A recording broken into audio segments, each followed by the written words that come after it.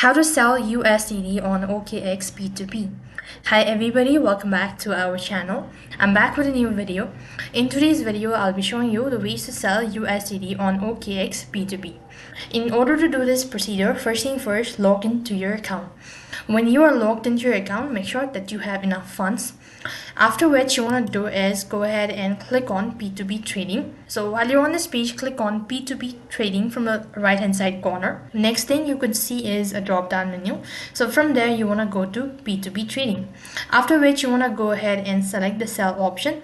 Since you're selling your USDT, then you want to select the asset that you want to sell. So click the sell button, and here you'll be able to see this terms and condition. So click on sell USD with 0 fees.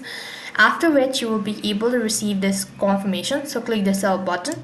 Once you've done it, so you want to click on release crypto, and after a few hours or maybe a day, you'll be able to find a buyer. So you could just go ahead and proceed on with the steps.